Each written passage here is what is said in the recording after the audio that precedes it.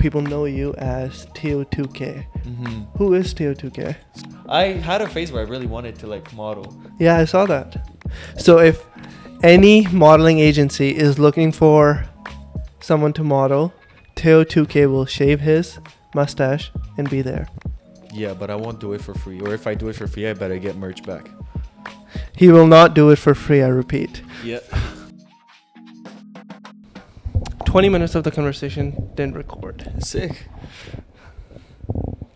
Great. It's what, our third time recording? Yeah. Something goes wrong every single time. But you know what? That's life. Let's talk about your acting career. I don't want to talk about that, Simon.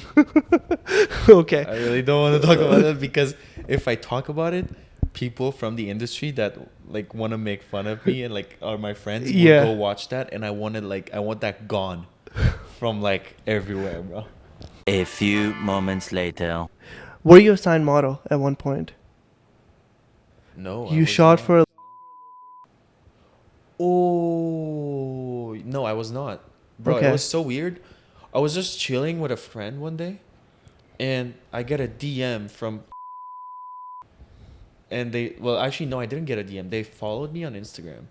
And you know, when you like look at your phone and you get the notification, it doesn't say that they're verified. So I was like, oh, it must be one of those like fake accounts that's going to give me one of those like win a free gift card promotions or whatever. And I was like, okay, whatever. And then I opened my phone and I saw the verified tag and I was like, oh shit, like why did just follow me? And then I get a DM. They're like, hey, we would be interested in like sending you some free back to school stuff in exchange for you like shooting some content for us. And I found that so weird because I wasn't like that big at the time. I wasn't a DJ. Like I wasn't an established DJ yet. I didn't do much special things. And I have no idea why they reached out to me. But simply because, well, one can see your potential, I guess. Yeah, it was cool. I had a phase where I really wanted to like model. Yeah, I saw that. Yeah. I assumed. Did you? Because I had that phase too. Mm-hmm. I think it was like, I don't know, 2016, you know what's 2017. Crazy? I was fucking begging Ben all the time. Yo, let me model for no diploma. Let me model. And then I've only recently done it because we're on campus and we're showing the team like wearing the stuff. But I never did like a professional shoot for a company ever. And I think it's because I'm not tall enough, maybe, and because my head is big. I have a big head. Do you think it's because of your stash? No, because I can shave that if I want it, you know? I was just fucking around. Yeah, I know you were fucking around, same. Yeah. So if any modeling agency is looking for someone to model, TO2K will shave his mustache and be there.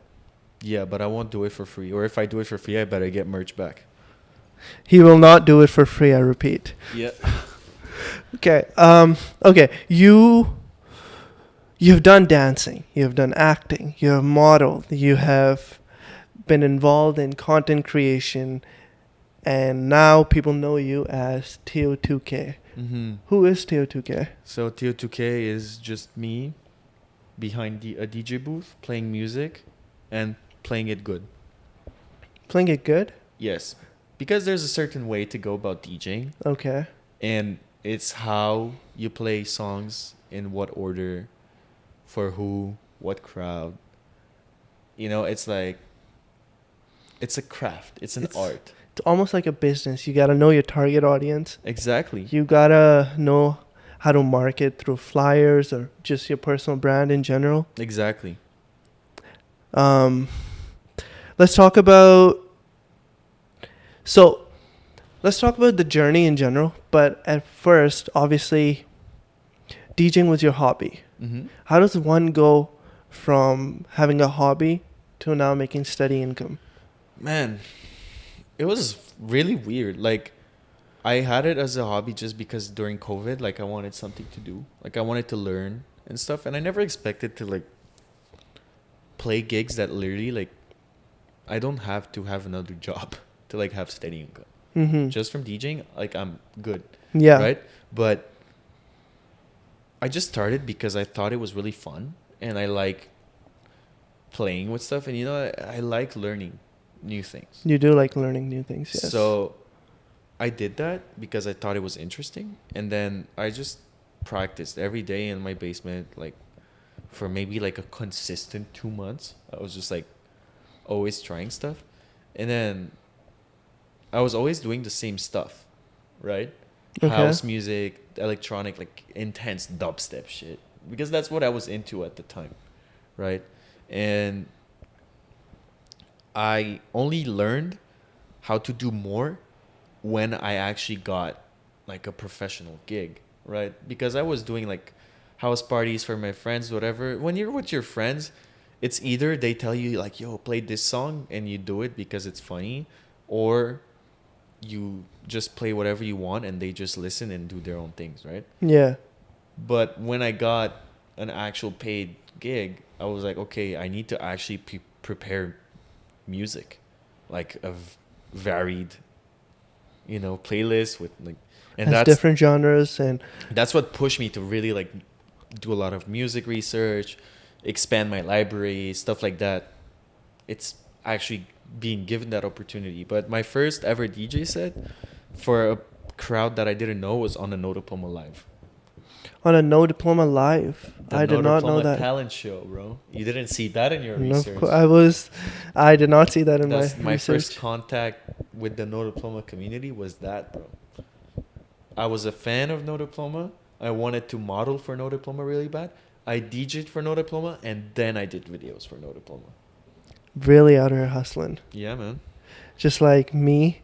So you can come on the podcast. Yeah, Yeah, exactly. had to nag you for 2 months. Okay?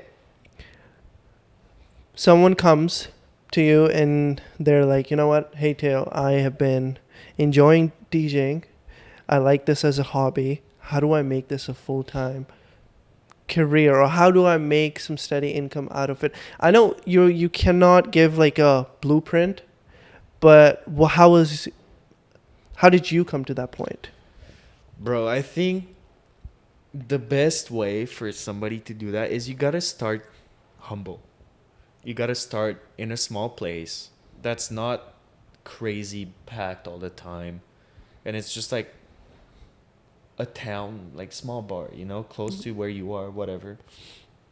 And that's where you get to like learn the business side of DJing, how to make money off of it, etc., how to build a name.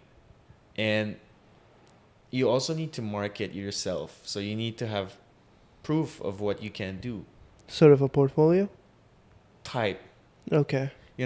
It's like I did live videos for No Diploma. I recorded myself DJing.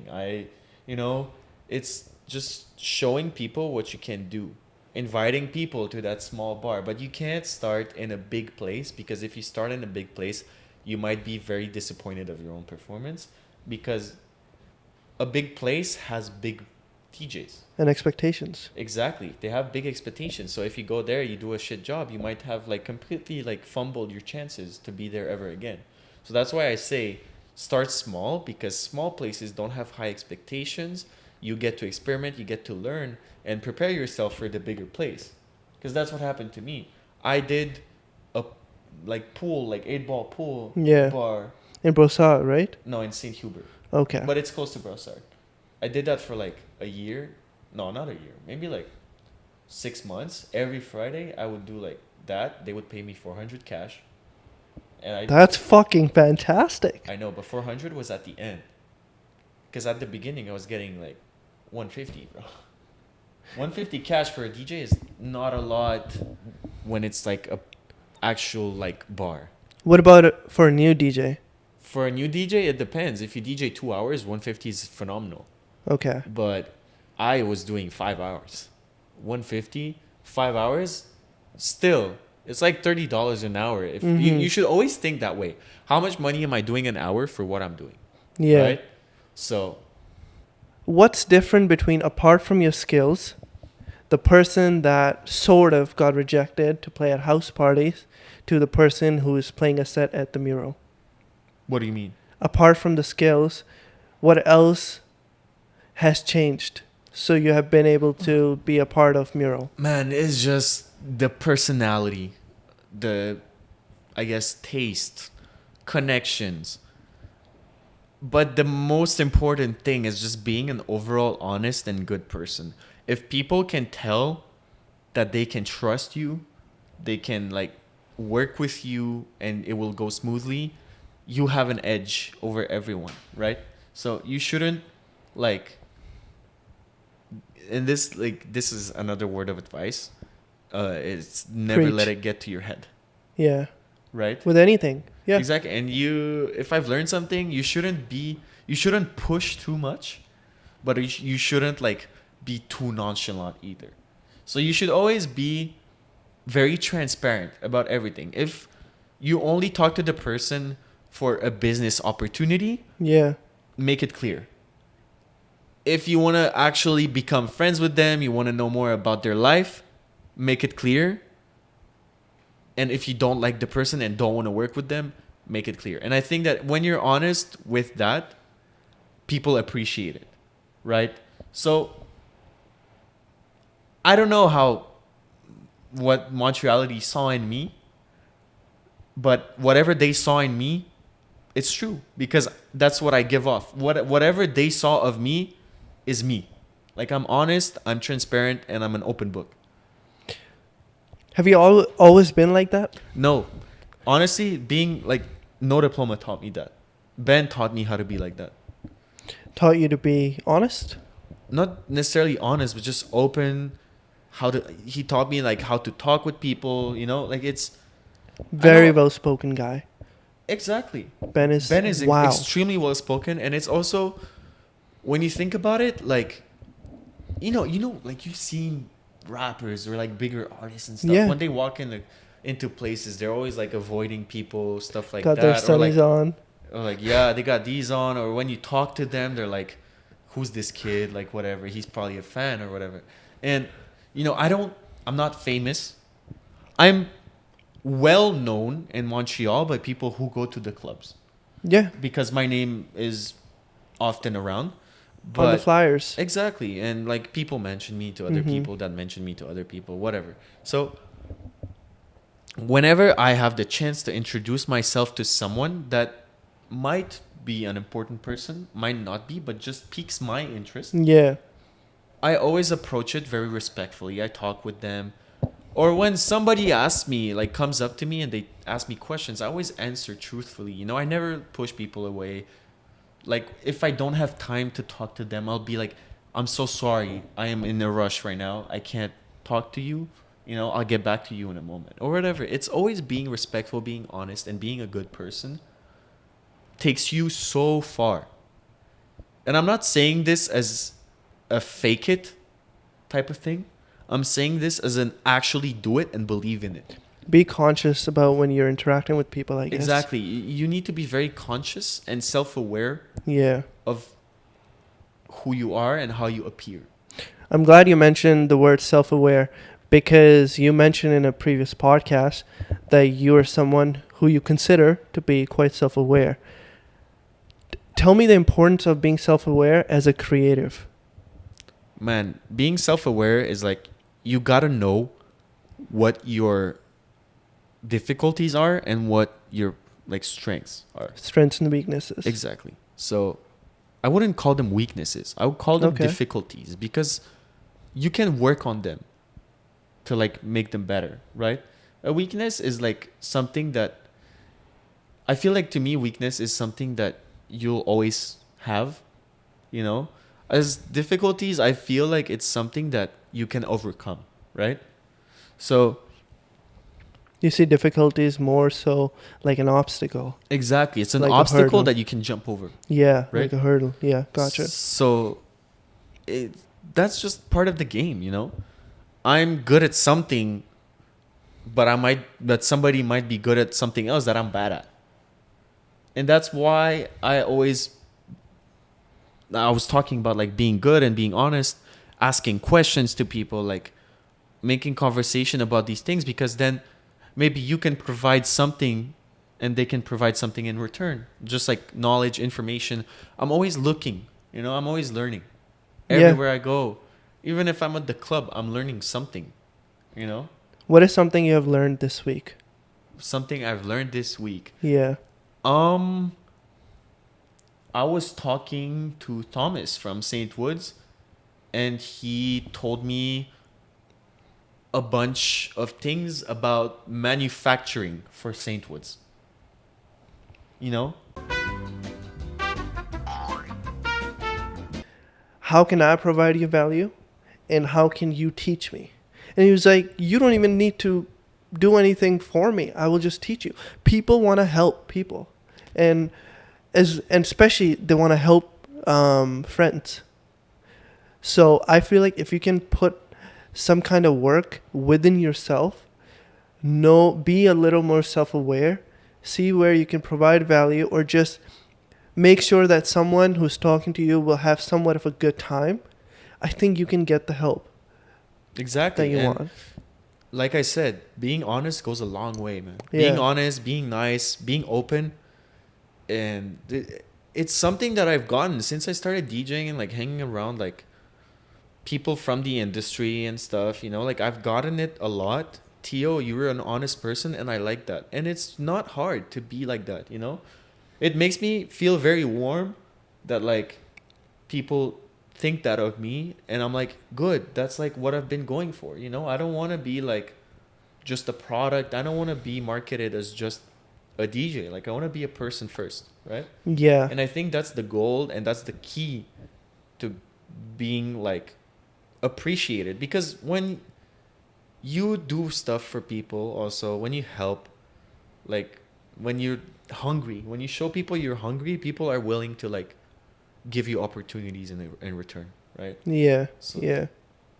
No, great way to put it. I mean, let's go from my standards, I consider you to be a successful DJ. How do you describe, say I don't know you, but I kind of want to come to your set. You're like, you know what? If you come, this is how you'll feel. This is kind of the music I play. How do you describe what a Teo 2K set is like? Okay, so I was on a call with Yafi the other day, and we were Okay. actually talking about this. How do we describe ourselves? And the word that people in the industry use is open format. Okay. Open format means I play everything, and I can play everything. I can do it good, right? But I don't like the way it sounds. And I don't either. Yeah. I was telling Yafi, I was like, I hate the way it sounds, because it sounds as if I can do a little bit of everything, but I'm just average at everything, right? And it also sounds quite cocky. Exactly. No, I feel like open format to me sounds like those like 5-in-1 men detergent. Like, you know, like the 5-in-1 like face, body, like shower Yeah, no, gel? 100%. I feel like open format makes sense as a technical term, but when you actually describe it to someone, it doesn't. It sounds quite cocky because you're like, I can do everything. Yeah. So, but then if you can do everything, that means you're a better fit for people that want everything, right? But then there's clubs that like really like house, like Yeah. they only play house. If you tell them you're an open format DJ, they're not gonna pick you. They're gonna pick the house only DJ that like only does that. Yeah. Right? So that's why I don't like open format. I think the best way to like describe my sets is, do you see how I am as a person? That's how I play music. Like I'm just everywhere, you know? Like I do everything. I just move with the flow, man. Like I can't really describe my sets because my sets always change, just because I always do That's a good way whatever works, you know? to put it. Okay, so you would say your sets are consistently changing with you as you evolve as a person, Exactly. and your taste changes or grows. Exactly. Your And also set will like change. at the same time there's a balance that you got to keep between what I like doing and what the club wants me to do, right? Yeah, what my Because- target audience wants. Exactly. If I get really into like super underground, like experimental rap, okay, fine. But how do I cater to what the club wants? Yeah. Right? Because at the end of the day, the club pays you. It's Mhm. not yourself. Right. Yeah. So that's if you're a good DJ, you figured it out, right? And that's why I get consistent gigs. That's why my friends get consistent gigs. Other DJs that I know that I very much respect get consistent gigs because they figured that balance out. And some people don't understand that. Some people play too commercial here, and then here they like completely like forget about what they like. And they're like, oh man, like I don't have as much fun DJing because I can't do what I like. And then that's bad. But then you can do too much here and then not enough what the club likes, and then the club won't pick you because you don't necessarily like provide their customers what they want. Right? Yeah. The way I see it is, it's a bit of trial and error. Like you need to just kind of know what you like. You need to get gigs so you can see what your target audience wants, and you just trial and error. You see, I mean, eventually you'll meet the balance. You're not gonna fucking go in a club and know exactly what to play. Right? Exactly, bro. And yeah, you need a good base of like more mainstream stuff that like everyone knows, and then once you get the feel for it, that's where you can like, sneak in one song here, sneak in one song there. Just keep it dynamic. Yeah. Oh wait, so that's open format. Gotcha. That's open format. Let's talk about sort of the opportunities you have gotten with DJing. You mean? What I mean is the opportunities that kind of changed the way you think because of the people you met or something you did. Just grew you not just as a person, but as a creative. So No Diploma was a pretty big opportunity, right? Through DJing, yeah. Not just DJing, everything in my life. Like No Diploma taught me so much. But what I'm saying is, my question is, DJing. yeah, through DJing. Through DJing. How were you able to grow as a creative, and what were the opportunities that you have gotten through DJing? Creative in general? Yeah. Okay. Well, first of all, DJing, when you're a DJ, people know you. When people know you, they talk to you. When they talk to you, they say stuff about themselves that could be beneficial to you, right? So, for example, I don't know, man, like you meet someone that's like, they have a clothing brand, right? And you're like, hey, like, they're like, oh, look, dude, I really love your music and stuff. By the way, I run a clothing brand. And I'm like, oh, sick, bro. Like, do you have like somebody doing videos for you or something? And then they'll be like, no. And I'm like, hey, like I also do videos. I show them some of my work. They're like, oh, sick, good. Like, I do a video for the brand, right? So, it's being a DJ puts you in a very, very, very dense social setting where you meet an insane amount of people. Like, it's gotten to a point where like I meet people one day of the week, and then when I see them again, I can't remember that I met them because I meet so many people, right? And for example, sometimes it's always you being hungry and going out of your way, but because I met people, I have opportunities, right? So one of my things this year was like, I want to shoot shows, concerts, festivals. Yeah. Because I find that very fun and more dynamic, especially since I'm a very like, I like working on projects fast and getting them done quick and just making them flow. Like, I don't want to be on a film set where I have to do like 10 takes for a shot. I like shooting, and then what I have, I edit it, right? So, for example, Metro Yeah. Festival, right? Mansa, which is another DJ from Montreal, she's amazing. You guys should check her out. Mansa was playing Metro, and I was like, bro, how do I get into Metro? Oh, Mansa's DJing. I know Mansa. I texted her, hey, do you want me to like, can you get me a media pass to come with you so I can shoot a video of you at Metro playing?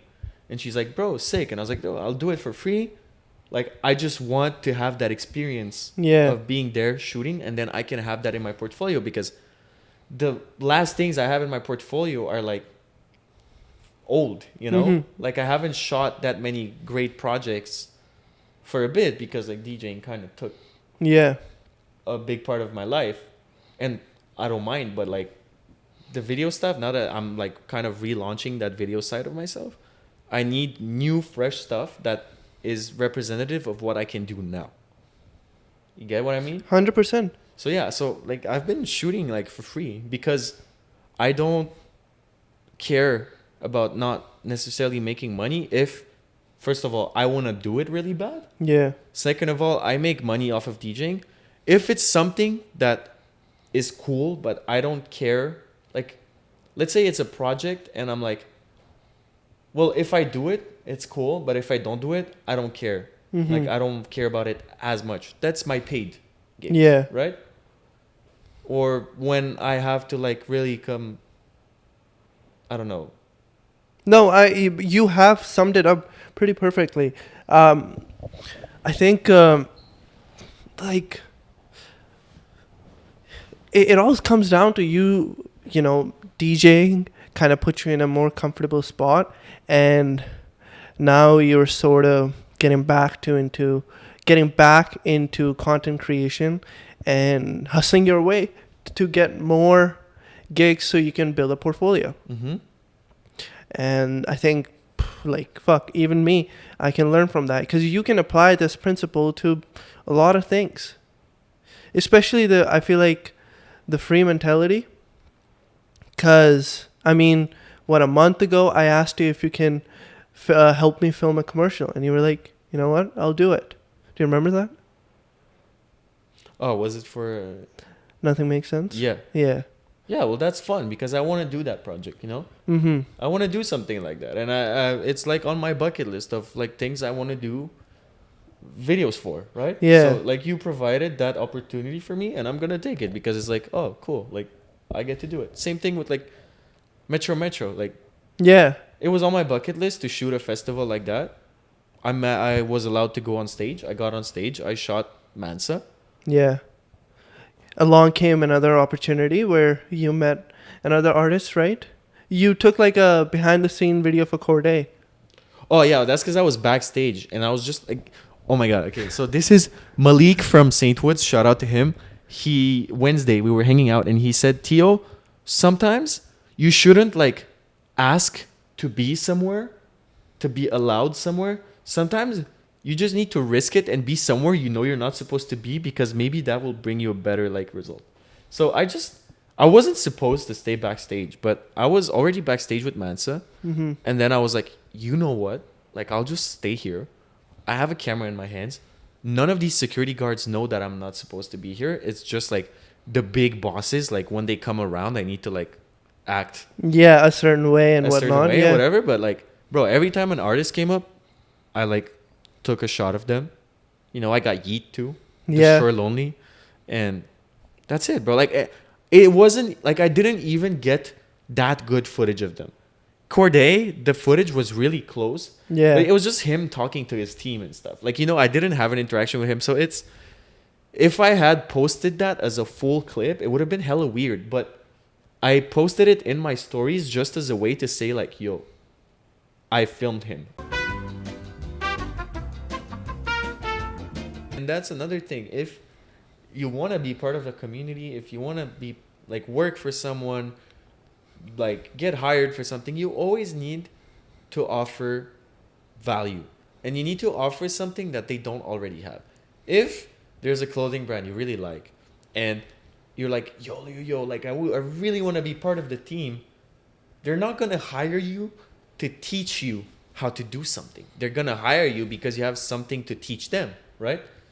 For example, you were really good with like I mean, a few things, yeah, for sure. I mean, here's the thing. Like, when Ben asked me what you can do, I wrote him a list that you couldn't even fit in Instagram's text message. Like, it was 3 fucking, like, I spammed him with things I can do, you know? And then when it came to time, I actually showed him. So, and that's how I was able to get my internship at No Diploma and build even a bigger, you know, I guess I would say network, because the way I see networking is just your network is people that are around you, plain and simple, right? So yeah, so I was able to build a bigger network, came more opportunities. I was able to grow more like TikTok skills, I guess, and just be more involved in the process.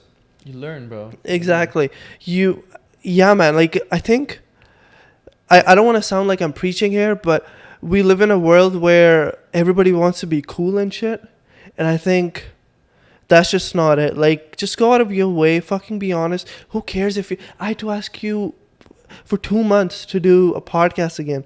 You know, I'm not just saying it to make you feel bad or anything. It's like you gotta be persistent. You gotta put in that work. You gotta show people that you want to put in the work so you can get those opportunities or get to meet those people and this and that. Exactly, and it's also like when people value you as a person, they will introduce you to other people that might be valuable, right? Mm-hmm. So, like, for example, I met the victim guys through a friend, and then those victim guys got me my first gig at Apartment, which was my first big gig in Montreal, and then through that I met other people that then introduced me to Thomas, that then introduced me to so many people from the industry. And now, like, it's people that I regularly see, say hi to, talk with, and you know, it's like it goes a long way to show that you're not like you're a good person to be around. Like, Yeah. you're just a normal person that doesn't, you know. And it's also, I think the best thing to say, and I've heard this in another no diploma like interview. Okay. I forgot who it was. Oh, it was Kid Super, bro. Oh, of course. I think it was like, be unapologetically yourself. Yeah, I think he said that. Was it Kid Super? I think he. It was one of those class discussions. So somebody said, be unapologetically yourself, and I think that it's so good to be like that, because, bro, like, sometimes people, they try to be nice, or like they compliment you a lot, or like stuff like that, but you know it's not genuine, because I'm good at reading people, and I can always tell when somebody's honest and when somebody wants to get something out of me, right? Mm-hmm.